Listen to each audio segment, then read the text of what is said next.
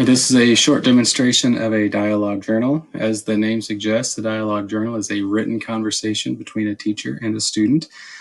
Traditionally, these were done in notebooks. If you Google them, you can find some examples. But we can use Google Docs and the tools and add-ons to make this a more meaningful experience for English learners. So generally, you want to start with some relationship building questions. The teacher should start it. Since this is March, if you want to start this right now, I just suggest getting right into the content. So the first thing you want to do is get a Google Doc set up, have your name, the student's name, and share with the student, making sure that they have editing rights. So from here, we just start wrapping up our first week of online courses.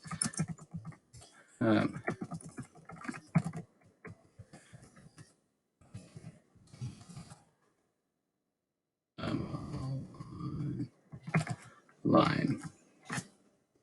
So if Jane has the Translate with Scratchpad add-on, which is a district-approved app, she can highlight a single word or highlight the entire phrase and translate that to her language so she can understand what the question is.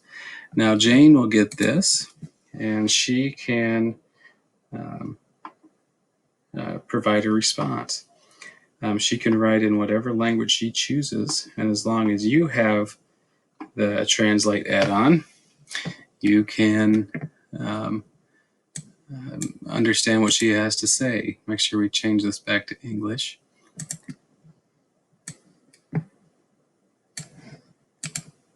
And there you go. We are making our way through the language barrier. Now, Google Translate is not perfect, but it will get the job done. Another feature that may come in handy, especially that the students need to know, is if they're not comfortable typing on an English keyboard, voice typing may be a way that they can do this. So dialogue journals are great for preparing students. Dialogue journals are great for preparing students for lessons, getting them through units, activities, homework, and even reflecting when the units are finished.